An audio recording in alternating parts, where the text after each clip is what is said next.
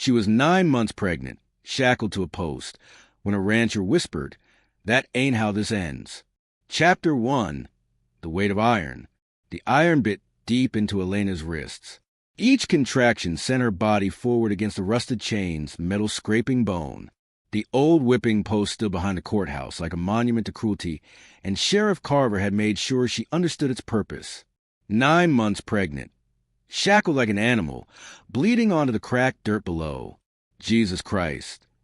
The voice came from somewhere behind her. What kind of men leave a woman like this?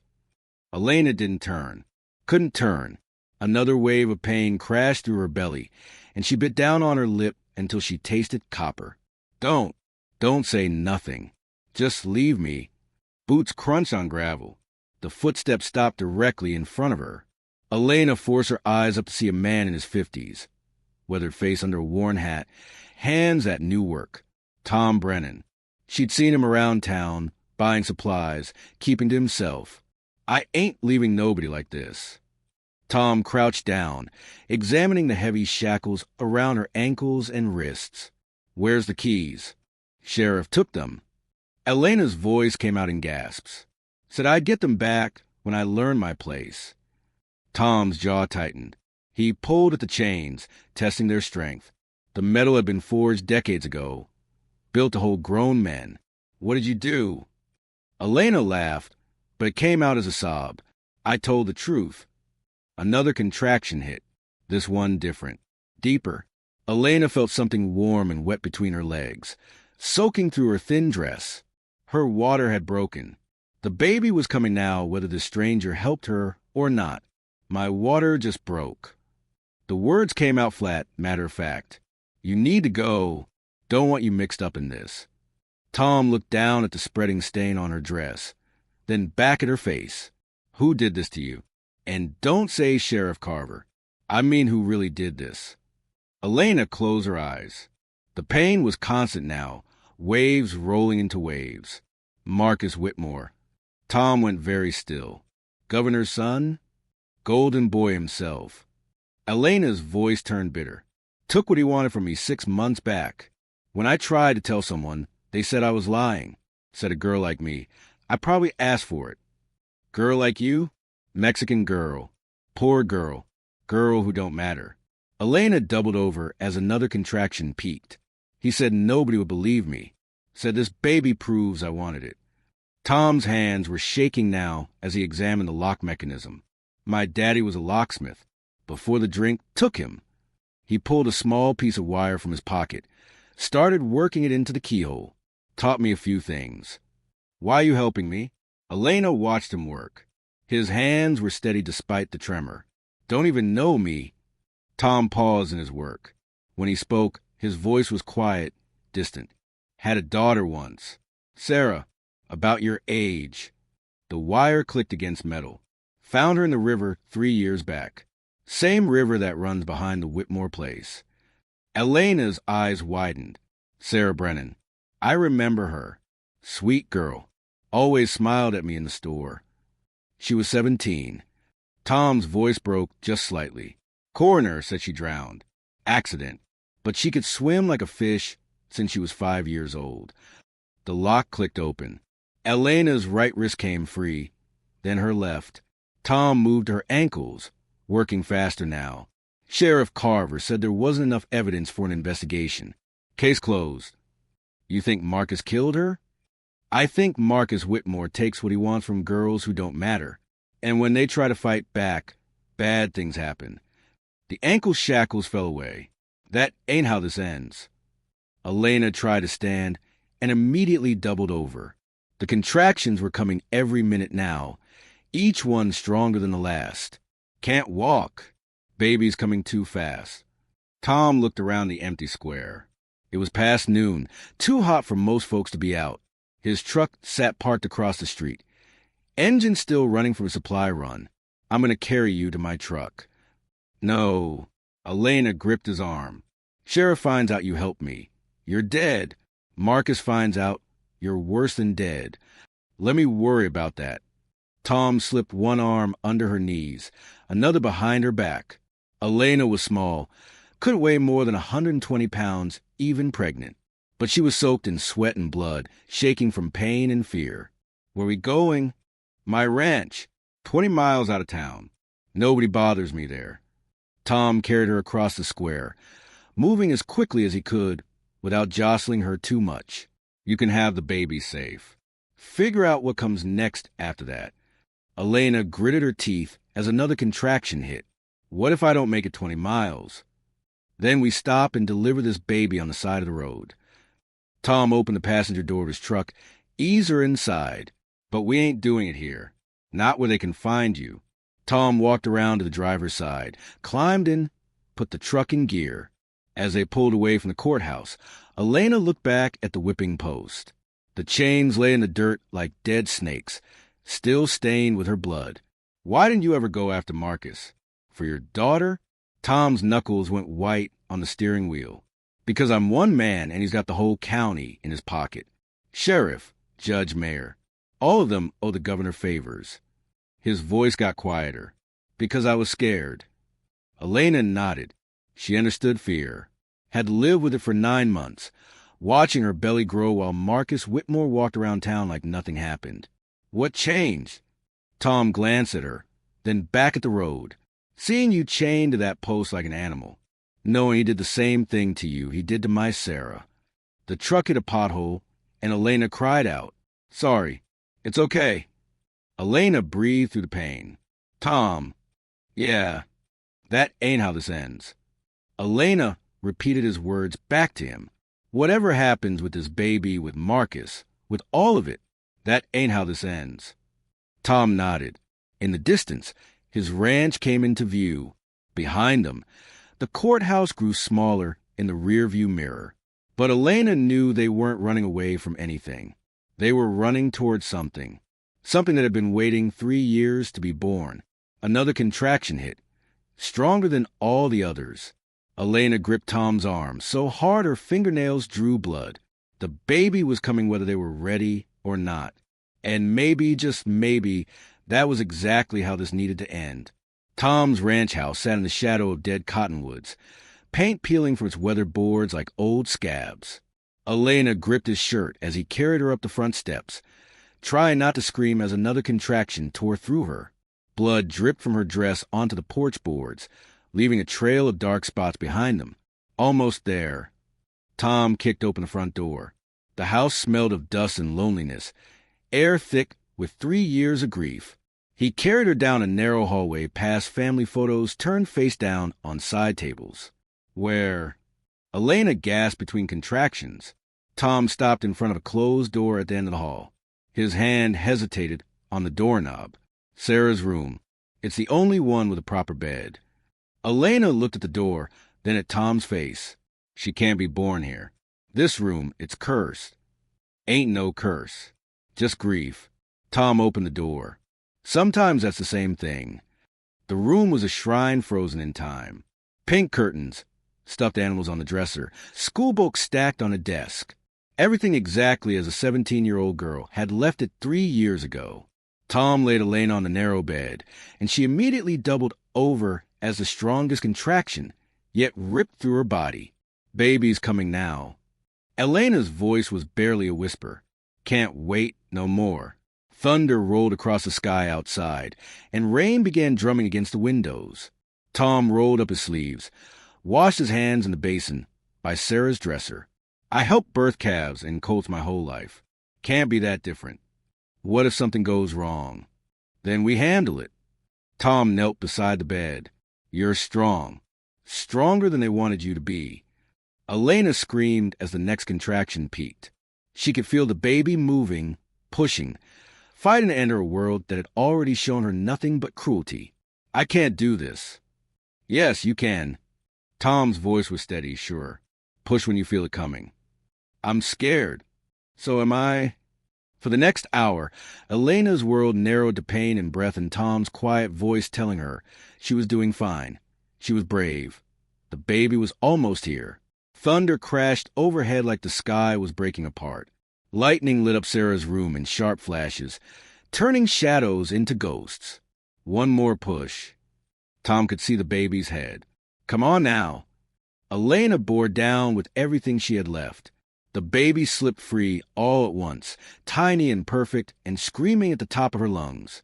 Tom caught her, hands that had once held his own dead daughter, now cradling new life.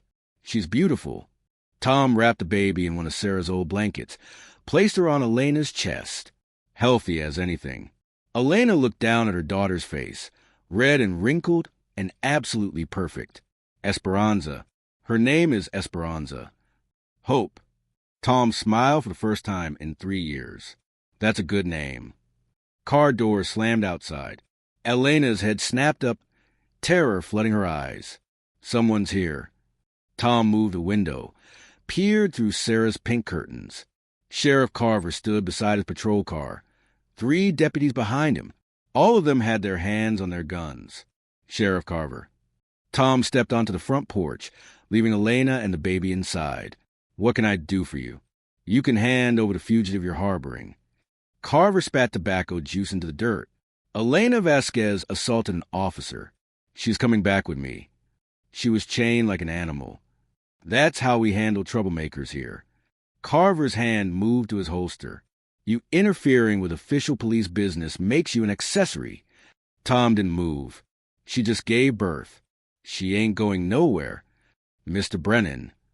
Carver's voice turned cold. Marcus Whitmore is coming personally to resolve the situation. You want to be here when he arrives.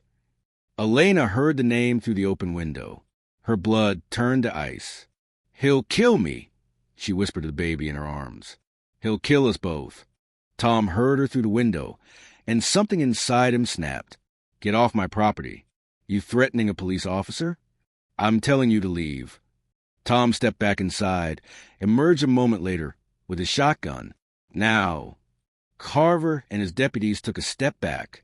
You're making a mistake, Brennan. Big mistake. Wouldn't be my first. The sheriff climbed back into his car, but before driving away, he rolled down his window. Marcus will be here within the hour. Whatever happens then, it's on your head. The patrol cars disappeared into the rain, leaving Tom alone on his porch with thunder rolling overhead. He went back inside to find Elena sitting up in Sarah's bed, holding Esperanza close to her chest. We have to run. Elena's voice was shaking. He's coming for us. We ain't running. Tom sat down in Sarah's desk chair, looked around the room that had been his daughter's world. Time I stopped running. He opened Sarah's desk drawer, pulled out a bundle of letters tied with ribbon. Elena watched as he untied them, spread them across the bed beside her. What are those? Letters Sarah was writing before she died. Tom picked up the first one, his daughter's neat handwriting filling the page. She was planning to expose Marcus. Had everything written down. Tom read aloud. Marcus Whitmore raped Jenny Morrison behind the church after homecoming. She was too scared to tell anyone. He said her daddy would lose his job at the bank if she talked. Elena's eyes widened. Jenny Morrison? The banker's daughter? Tom nodded, picked up another letter. Amy Chun, the pastor's niece. He cornered her in the church basement. His voice got quieter. Sarah wrote down everything. Names, dates, what he said to them. How many? Tom counted the letters. 8 girls, all between 15 and 18. All too scared to come forward. He looked up at Elena. My daughter tried to stop him. Cost her everything. You think he killed her for this? I think Sarah Brennan was 17 years old and thought she could take on the whole corrupt system by herself. Tom's voice broke, just like you did. Car headlights swept across the windows. Elena clutched Esperanza tighter. He's here. Tom moved to the window, and his blood went cold. Marcus Whitmore stepped out of a black sedan, flanked by 2 men in expensive suits with guns under their jackets. Not deputies this time. Private muscle. Elena. Tom's voice was calm, deadly. Whatever happens, you protect that baby. You hear me? What are you going to do? Tom checked his shotgun, made sure it was loaded. What I should have done 3 years ago. Marcus walked up to the front porch like he owned the place, his men spreading out to cover the sides of the house. He knocked on the door, polite as could be. Mr. Brennan, I believe you have something that belongs to me. Tom opened the door, shotgun in his hands. She don't belong to nobody. Marcus smiled, handsome and cold. I'm afraid there's been a misunderstanding. The girl stole something from me. I've come to get it back. What'd she steal? My reputation. Marcus's smile never wavered. See, she's been telling lies about me. Nasty lies. The kind that could ruin a man's good name. Elena appeared in the hallway behind Tom, Esperanza in her arms. Marcus's eyes fixed on the baby, and his smile got wider. There she is. And my little bastard, too. Tom raised a shotgun. You got 10 seconds to get off my land. Or what? You'll shoot the governor's son. Marcus laughed.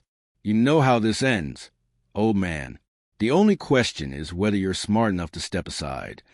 Elena stepped forward, no longer afraid. That ain't how this ends. Marcus looked at her, then at Tom, then at the baby in her arms. His hand moved toward his jacket. Tom chambered around. The final confrontation began.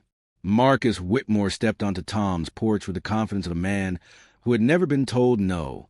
His expensive boots clicked against the weathered boards, and his smile was all teeth and entitlement. Behind him, 3 men in dark suits spread out across the yard, hands resting inside their jackets. Mr. Brennan.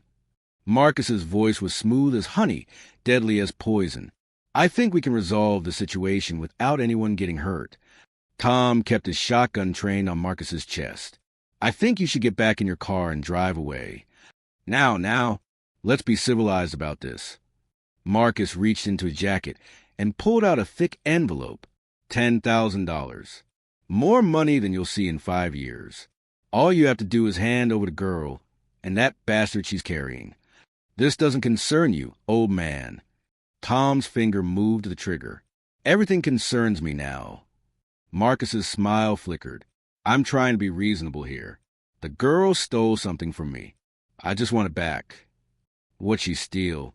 My peace of mind. Marcus's mask was starting to slip. See, she's been spreading lies about me. Nasty, hurtful lies that could damage my reputation. Tom reached into his shirt pocket with his free hand, pulled out Sarah's letters. You mean lies like these? Marcus went very still. What are those? Tom began reading in a loud, clear voice. Marcus Whitmore cornered me after the dance. He said if I told anyone, my daddy would lose his job at the feed store. Tom looked up. That's Jenny Morrison's handwriting. Your daughter was a liar, just like this one. My daughter was 17, just like the others. Tom pulled out another letter. Amy Chun, Katie Walsh, Rebecca Stone, 8 girls, Marcus. My daughter wrote down everything. Marcus's face changed completely. The entitled smile vanished, replaced by something cold and ugly. You don't know what you're dealing with, old man. Elena appeared in the doorway behind Tom, Esperanza sleeping in her arms. She was still weak from giving birth, but her voice was steady. I ain't hiding anymore. Marcus's eyes fixed on the baby. That little bastard is mine. I have rights. You gave up your rights when you forced yourself on me. Elena stepped forward. When you chained me to that post like an animal, nobody forced nothing. You wanted it. They all wanted it. Tom raised the shotgun higher. That's far enough. The standoff stretched across the ranch yard. Tom and Elena on the porch, Marcus and his men spread out in the darkness. Rain had stopped falling, but thunder still rolled in the distance. Sheriff Carver's radio crackled from his patrol car. A voice came through the static. Unit 7, State Police are en route to your location. ETA 5 minutes. Marcus spun around. What the hell? Carver grabbed his radio. State Police? I didn't call for backup. Tom smiled grimly. I did. 3 hours ago. Sent them copies of Sarah's letters along with a full report. Marcus's face went white. You son of a bitch. Language, Marcus. Tom's voice was calm as stone. There's a baby present. Marcus lunged toward Elena. If I'm going down, I'm taking her with me. Tom's shotgun boomed across the yard. The blast caught Marcus in the shoulder, spinning him around and dropping him to his knees. His men reached for their guns, but the sound of sirens was already echoing across the hills. That ain't how this ends neither. Tom chambered another round. but it's how it starts. 3 state police cars roared up the dirt road, lights flashing red and blue in the darkness. Officers poured out with weapons drawn, surrounding Marcus's men. Within minutes, they were all in handcuffs. Sheriff Carver tried to slip away in confusion, but Elena called out, "Sheriff." Carver froze halfway to his patrol car. "What?" "You knew. You all knew what he was doing." Carver turned around, his face haggard in the flashing lights. "Some things are bigger than justice, girl. Some people you don't touch." "Not anymore." The state police led Marcus away, blood soaking through his expensive shirt. He looked back at Elena one last time, but she didn't flinch. She held her daughter closer and watched him disappear into the back of a patrol car. Dawn was breaking over the mountains by the time the last police car drove away. Tom and Elena stood in his backyard behind the house, where a simple wooden cross marked Sarah Brennan's grave. She would have loved this baby. Tom knelt down, placed a hand on the weathered wood. Elena knelt beside him, Esperanza still sleeping peacefully. She did love her. That's why we're here. What happens now? Now we live. We remember. We make sure this story gets told right. Elena picked wildflowers from the tall grass, placed them at the base of Sarah's headstone. All their stories. Thank you. Thank my daughter. She started this fight. 6 months later, Elena stood at the witness stand in the county courthouse, Esperanza on her hip. The courtroom was packed with women. Jenny Morrison sat in the front row. Amy Chin was there, and Katie Walsh, and Rebecca Stone. All the names from Sarah's letters. All the girls who had finally found their voices. Tom sat in the gallery, Sarah's letters in his weathered hands. The prosecutor was reading from them. Sarah's words echoing through the courtroom like a voice from beyond the grave. Elena's testimony was clear and strong. She told the jury exactly what Marcus Whitmore had done to her, exactly what Sheriff Carver had done to silence her. She held her daughter and spoke the truth without flinching. Marcus sat at the defendant's table in an orange jumpsuit, his arms still in a sling. The entitled smile was gone forever. In its place was a hollow stare of a man who had finally been held accountable. The camera pulled back through the tall courthouse windows as Elena's voice grew stronger with each word. Outside, other women waited in the hallway, ready to tell their own stories, ready to make sure no girl would ever be chained to a post for telling the truth. Some endings aren't about revenge. They're about refusing to let the story die with the victim. That ain't how this ends. That's how it begins.